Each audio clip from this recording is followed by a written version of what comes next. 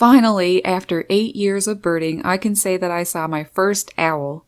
I've been wanting this so bad, and what an impressive one to be my first. I'll never forget this guy, that's for sure. And of course, I had to make a video about the great horned owl, even if I didn't get that great of video because I don't have a tripod for my new camera yet.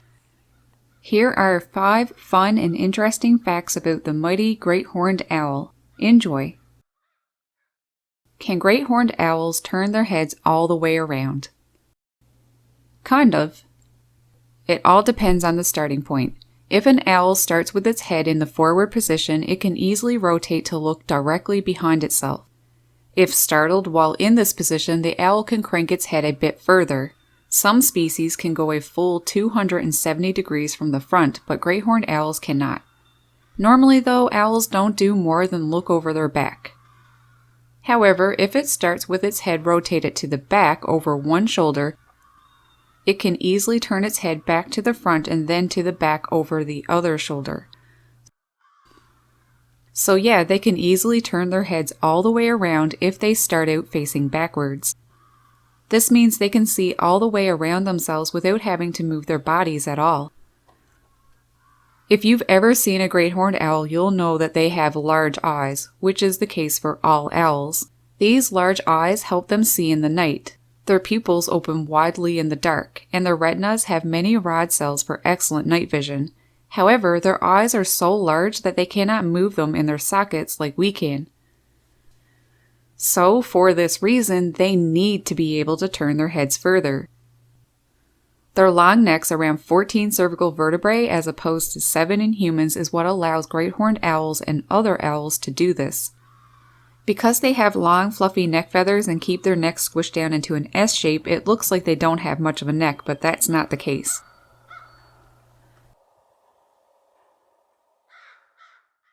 The ear tufts or horns of great horned owls are not their ears.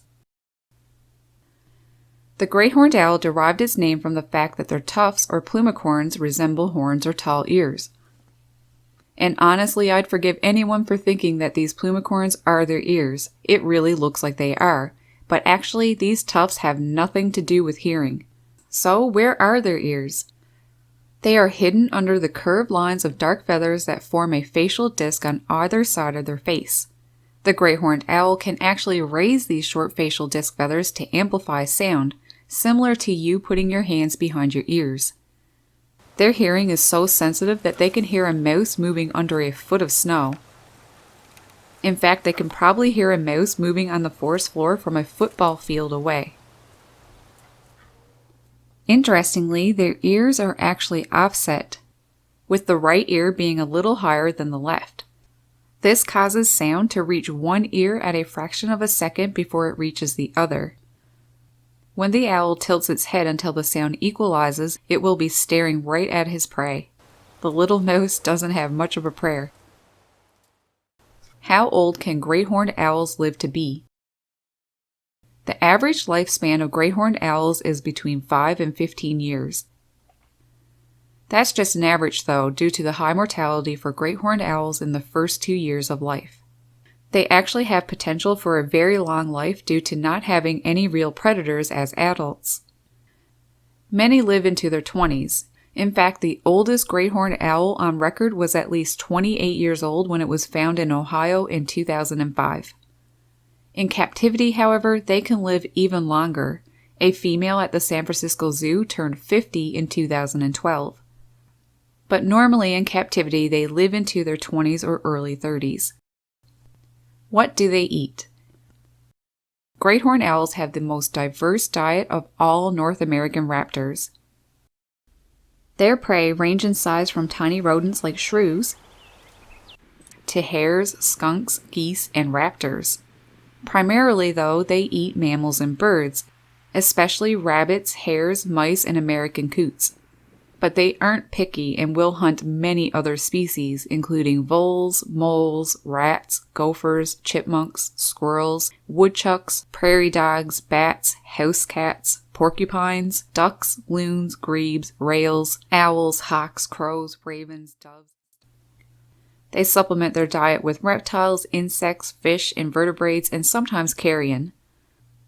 Although they are usually nocturnal hunters, great horned owls sometimes hunt in broad daylight, mostly during winter months.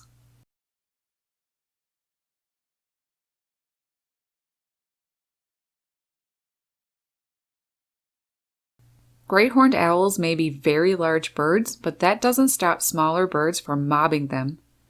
Just like other birds of prey, great horned owls are often harassed by crows, ravens, songbirds, and even raptors, with loud, incessant calls and by dive bombing, chasing, and even pecking them.